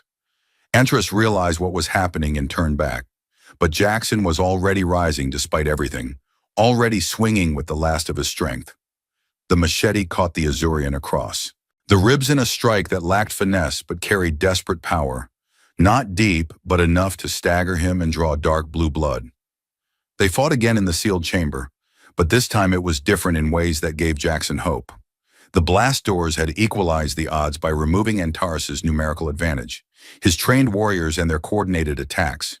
It was just the two of them now, in a sealed room where one of them would die, where there could be no retreat or surrender. Jackson fought like a man possessed by something beyond himself, channeling all his rage and guilt and desperate need to protect into every strike. Antares was still the superior fighter with years of training, his technique flawless, but he was also surprised by this turn of events. Off balance from having his perfect plan destroyed, dealing with a situation he hadn't anticipated. Blood flowed from the cut in his side, slowing him slightly but not enough, not nearly enough. Jackson pressed the advantage regardless, forcing the Azurian back step by step, driving him toward the walls with relentless aggression. They crashed into a support pillar with brutal force, grappling now in close quarters, weapons forgotten in the desperate struggle. It was a test of raw strength and will, body against body. Antares was stronger by far, his warrior's body honed by years of training. But Jackson was fighting for something more than his own survival or pride. He was fighting for a 7-year-old girl who'd looked at him with trusting eyes and said his eyes didn't lie, who'd believed in him when she had no reason to trust anyone. He was fighting for a woman who dared to defy a tyrant to protect her child, who'd risked everything for freedom. He was fighting for redemption from the guilt that had haunted him for 3 years, for proof that he could save someone when it mattered. Jackson got his hand on a piece of debris, a jagged chunk of metal with sharp edges, and smashed it into Antras's face with all his remaining strength. Once, feeling bone crunch beneath the impact. Twice, seeing blood flow dark. The Azurian's grip loosened slightly, his eyes showing pain and shock. Jackson hit him again and again, feeling the terrible but necessary violence of it, feeling his own humanity slip away in the moment, but not caring because survival mattered more than philosophy. Antares stumbled back, blood streaming from his broken face covering his features. But the Azurian was far from beaten, far from surrendering. He lunged forward with a roar of fury and wounded pride, catching Jackson in a bear hug, squeezing with brutal force that threatened to crush ribs. Jackson felt his ribs creaking under the pressure, his breath cutting off as his chest compressed. Darkness crept in at the edges of his vision as oxygen starvation began. He was going to pass out from lack of air, and when he did, Antares would finish him and then hunt down Asera and Liani with renewed fury. No, not acceptable. Not happening. Not after everything. Jackson remembered his knife with the last fragments of conscious thought, the one he always kept strapped to his leg as insurance against the worst. With his last strength as consciousness faded, he reached down with fingers that barely worked, drew it from its sheath, and drove it up under Antares' guard with desperate precision into the gap where the armor didn't quite cover his body. The blade sank deep, finding something vital beneath skin and muscle. Antros gasped in shock, his grip loosening as pain and injury registered. Jackson pulled the knife free with a sucking sound and stabbed again. And again, each thrust weaker than the last as his strength fled, but still deadly enough to matter. Antros fell back, hands pressed to his wounds in a futile attempt to stop the bleeding, blood leaking between his fingers in steady pulses. His face showed shock first, then rage at the impossibility of defeat, then finally a kind of disbelief that this was happening to him. How could this human, this inferior creature without training or status, have defeated him? Because I had something to fight for, Jackson said, his voice barely above a whisper, answering the unspoken question he saw in Antros's eyes. Something worth dying for. And you only had something to take, something to possess and control. That's the difference between us. Antros tried to respond, tried to speak some final words, but blood filled his mouth and choked off whatever he wanted to say. He collapsed slowly, his body going slack as life fled, his eyes growing distant and empty. Jackson stood over him, knife still in hand, breathing hard and feeling the weight of another death added to his burden. He'd killed before in self-defense and necessity, but it never got easier with repetition. Each death was a weight he would carry forever, another stone added to the burden he bore.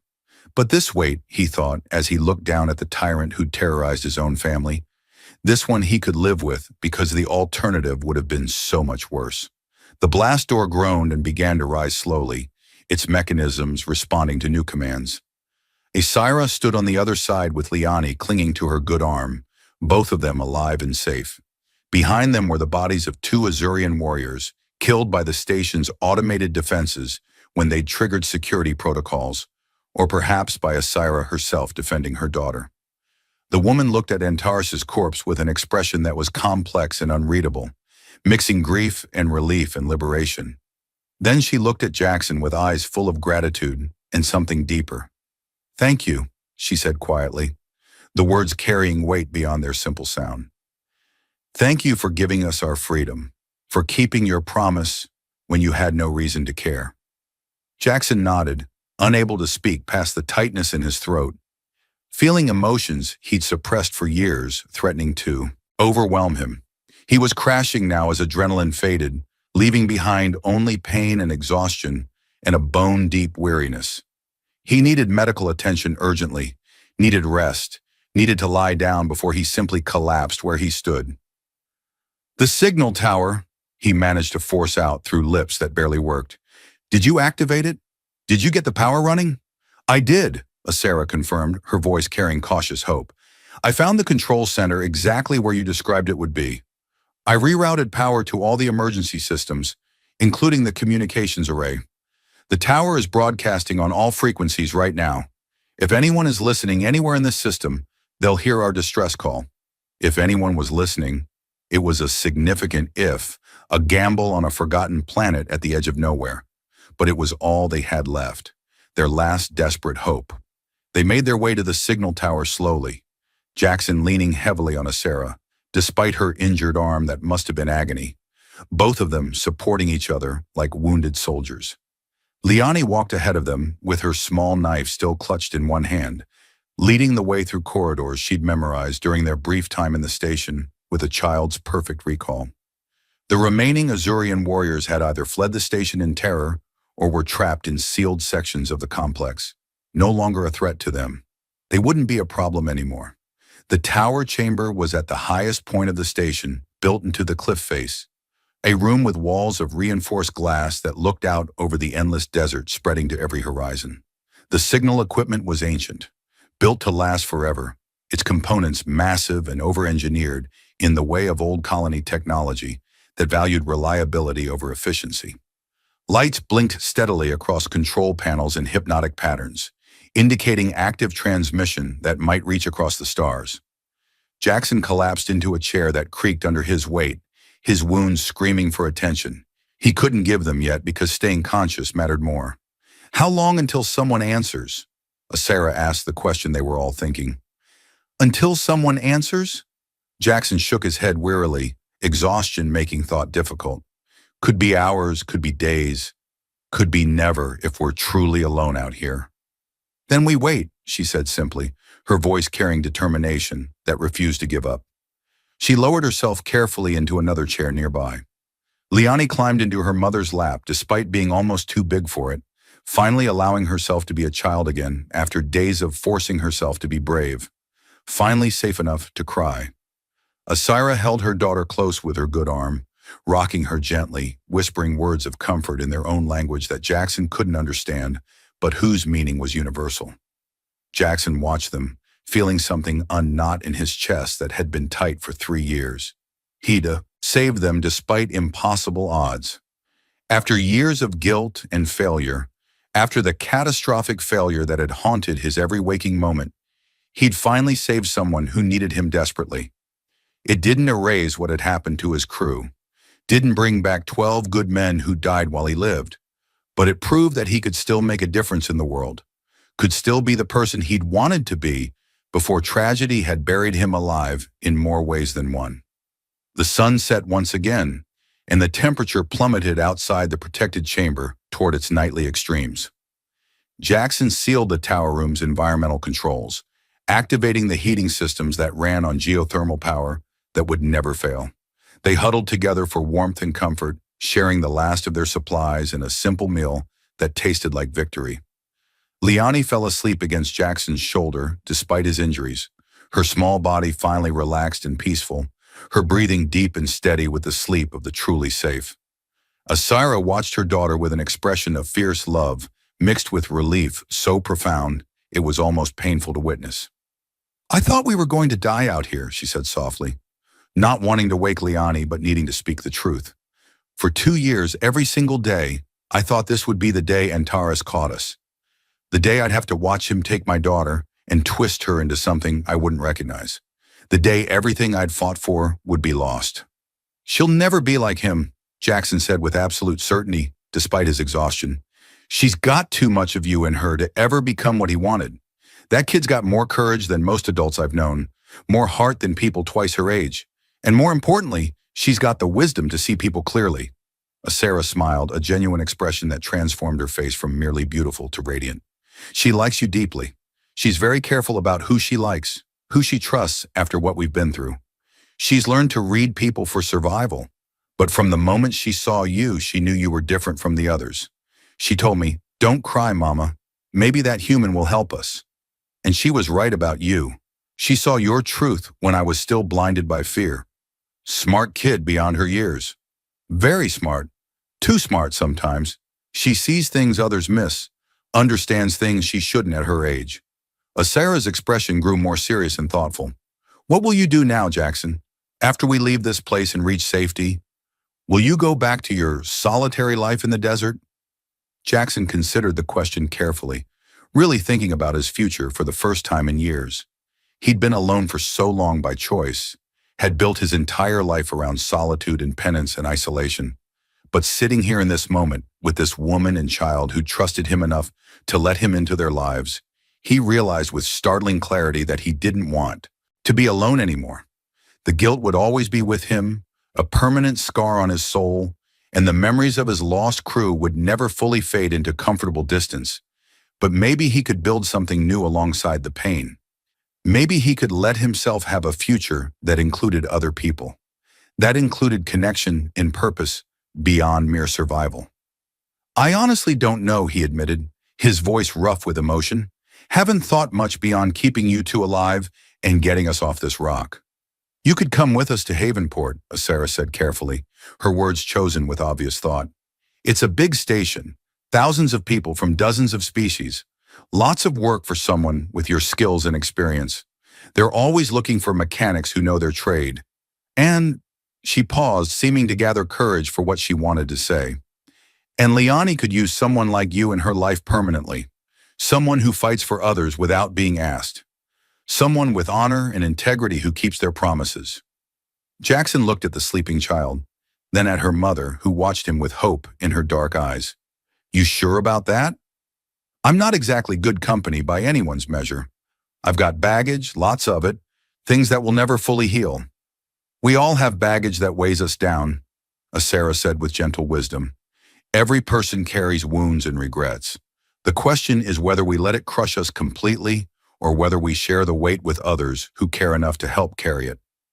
Before Jackson could respond, before he could find words for what he was feeling, the communication panel erupted with noise that made them all jump. A voice, heavily distorted by static but unmistakably human, broke through the interference. Helios West, this is Havenport Traffic Control receiving you. Identify yourselves and state your emergency. We're sending a recovery shuttle to your position immediately. ETA 16 hours. Repeat, recovery shuttle inbound to your coordinates.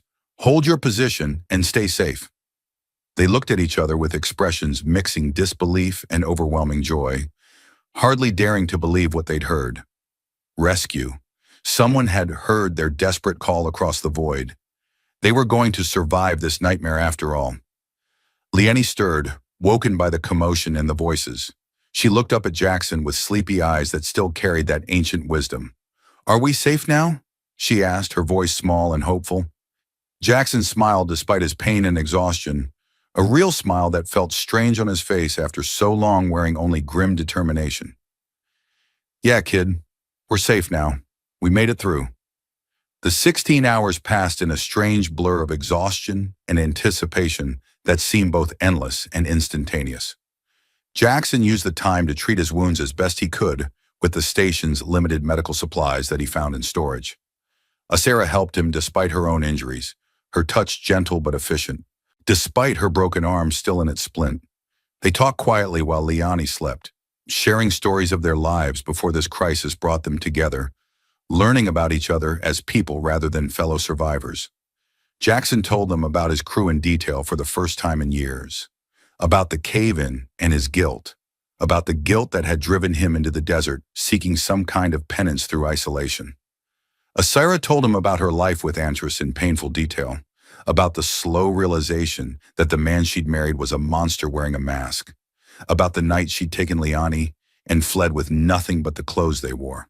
"I regret many things about my past," Asira said, as they worked to clean and bandage Jackson's wounds with supplies that were barely adequate. "But I don't regret leaving him despite the cost.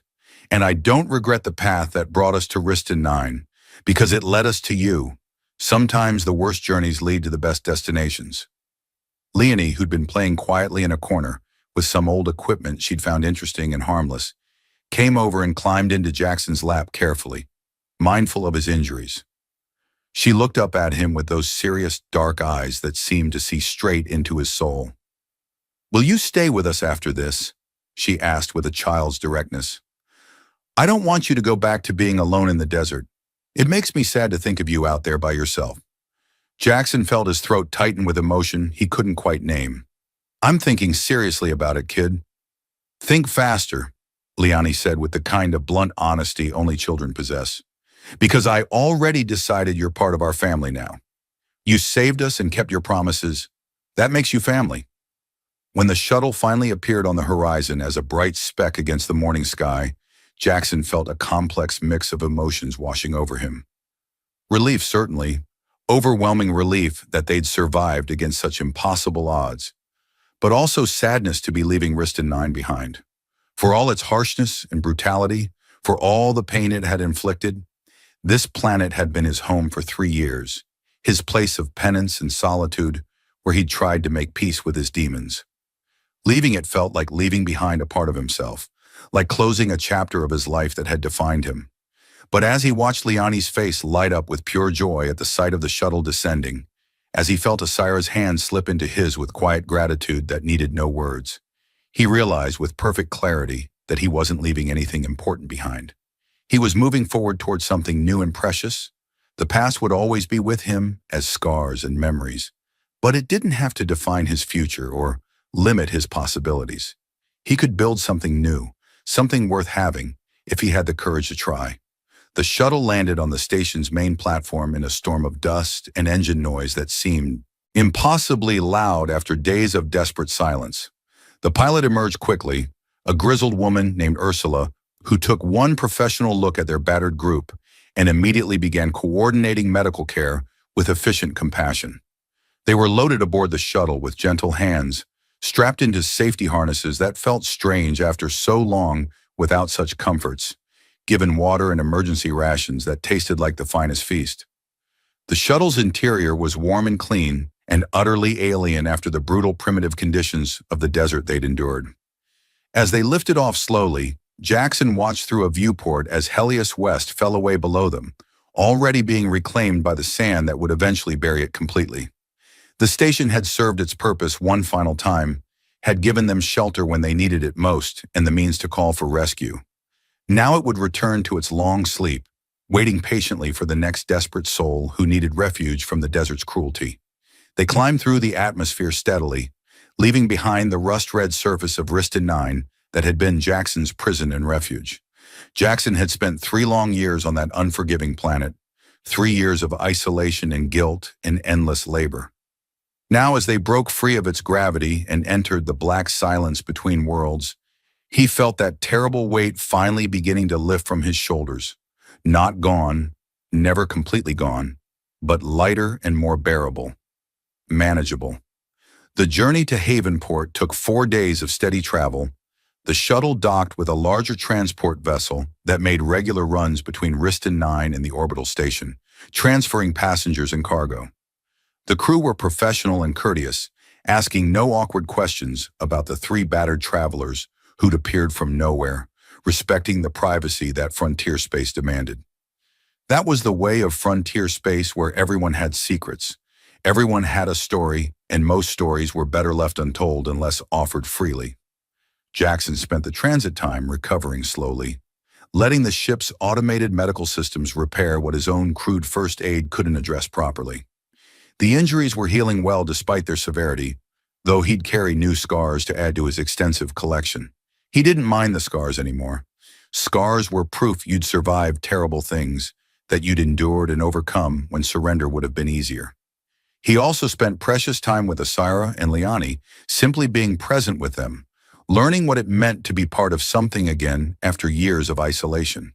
They played simple games together, told stories that made them laugh, shared meals in the communal dining area. Simple, ordinary things, but precious beyond measure to someone who'd forgotten what connection felt like.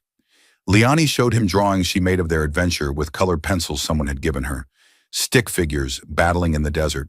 Under a harsh sun, a small child pointing at a tall human and saying in careful letters, "Maybe he will help us."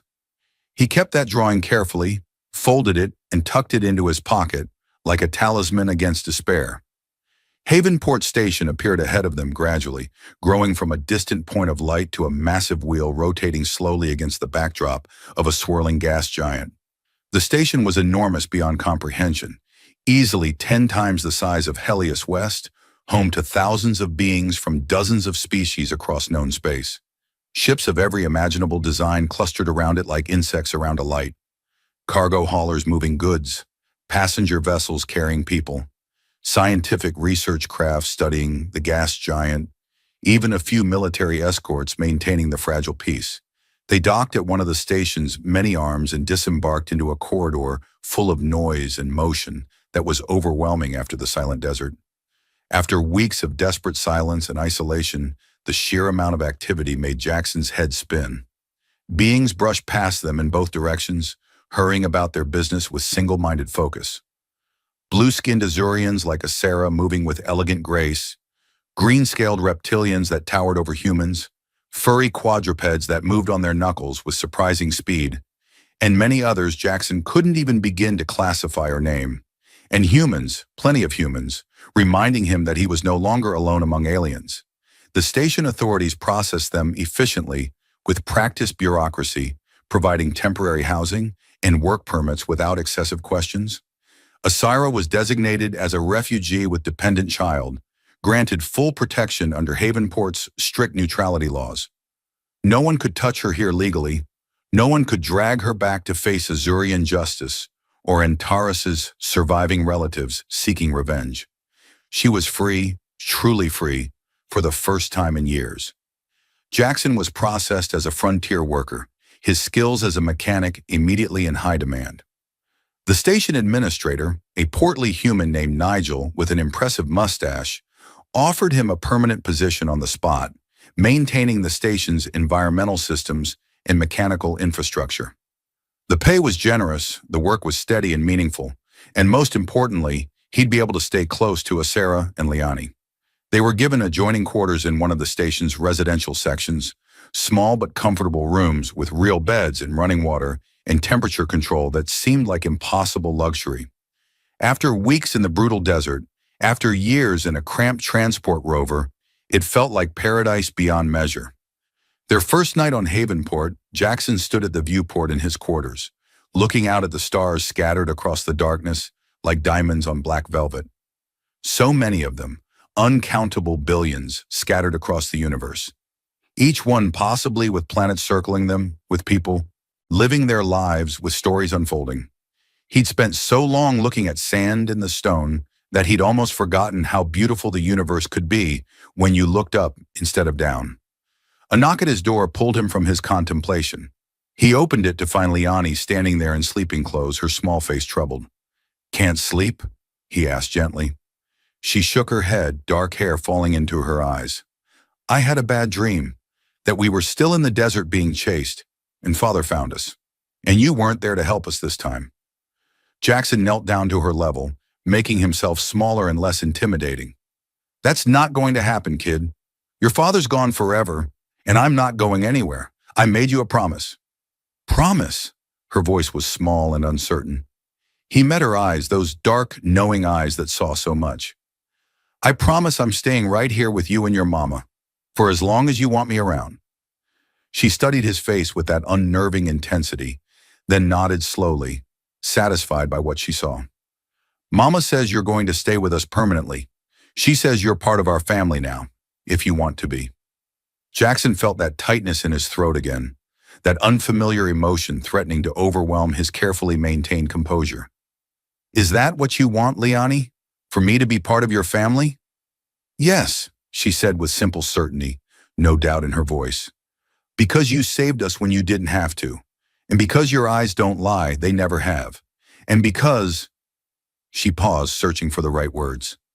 "Because when I'm with you, I don't feel scared anymore. I feel safe for the first time I can remember." Jackson pulled her into a gentle hug, careful not to squeeze too tight. "Then I'll stay," he said quietly into her hair, "for as long as you want me around." "Forever," Liani said, her voice muffled against his shoulder, but completely certain. "That's how long I want you to stay." He carried her back to her quarters, where Asara was waiting with obvious worry. The Azurian woman looked at him over her daughter's head, her expression asking a silent question. Jackson nodded with certainty, and something in Asara's face relaxed as years of tension finally released. "Thank you," she said softly, as she had so many times since that first desperate meeting. "For everything." "Stop thanking me," Jackson said, meaning it. "We're family now, remember? Family doesn't need thanks for being there." The weeks that followed settled into a routine that felt almost normal. Jackson worked his shifts maintaining the station's complex mechanical systems, using his hands and mind to keep the machinery running smoothly. The work was satisfying in a way he'd almost forgotten, challenging enough to require his full attention, but not so dangerous that he risked his life daily. He discovered he genuinely liked working as part of a team again, liked having colleagues to share meals with and trade stories with. Asira found work in the station's medical bay, her natural intelligence and careful hands making her an excellent nurse's assistant. She learned quickly, absorbing new skills with the fierce determination of someone who'd spent 2 years surviving on wits alone. Liani attended the station's school, mixing with children of a dozen species, learning and playing and finally being allowed to simply be a child without fear. They spent their free time together, the three of them forming a unit that others began to recognize, exploring the station's markets and gardens, eating at various restaurants that served food from across the known galaxy, watching entertainment vids in a dozen languages. Jackson taught Liani how to fix simple mechanical devices, delighting in her quick understanding and clever questions. Asira taught them both about Azurian culture and history, sharing the parts of her heritage that were beautiful and worth preserving. 3 months after their arrival, Jackson made it official before witnesses. He stood with Asira before a station magistrate, a forearm being named Robin who specialized in multi-species contract law, and signed the documents that made him Liani's legal guardian alongside her mother.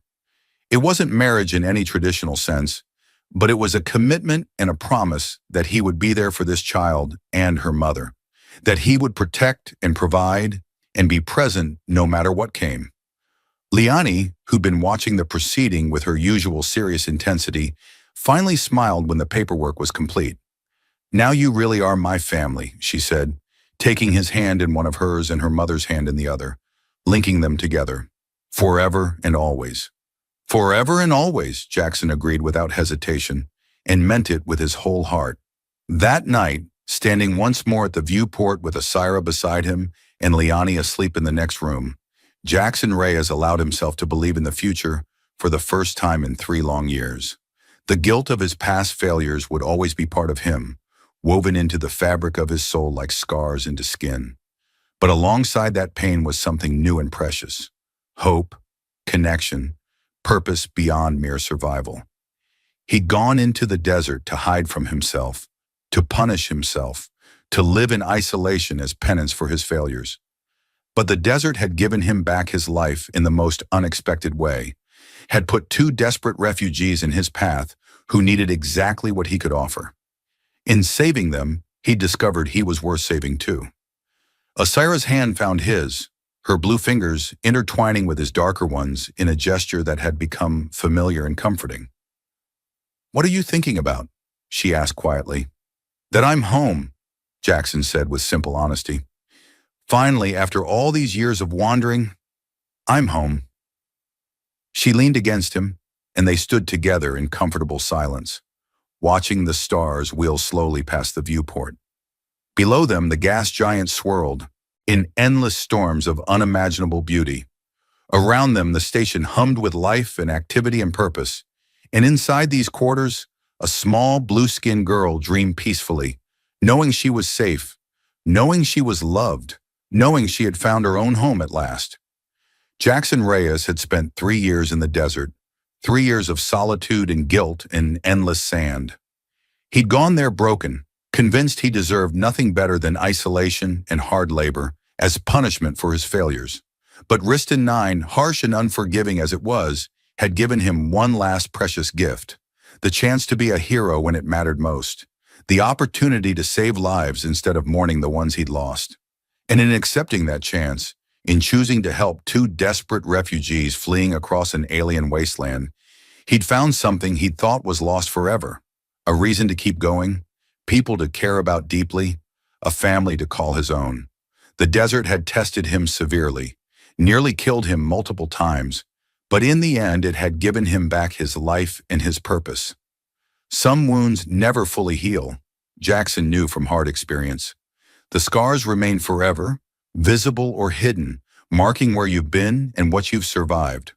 But scars are also proof of healing, evidence that the body and soul can repair themselves, can continue despite terrible damage. Jackson Reyes bore his scars with quiet pride now, each one a story worth telling, each one a lesson learned through pain. And when Liani asked about them, as she sometimes did with a child's natural curiosity, tracing the lines on his hands and arms with gentle fingers, he told her the truth: that scars are what you earn when you fight for something worth having, when you refuse to give up even when the odds are impossible. "Like when you fought for us," Liani said, understanding shining in her young old eyes. "Exactly like that," Jackson confirmed with a smile.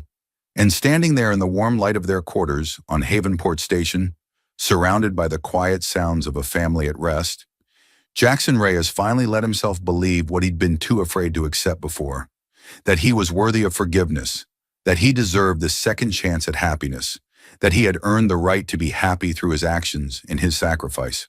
The desert was behind him now, thousands of miles away and growing more distant with each passing day.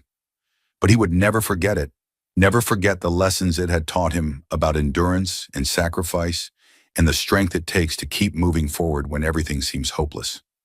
He had been alone in that merciless desert, as alone as any human could be. But a little blue-skinned girl had pointed at him and said with perfect faith, "Maybe that human will help us."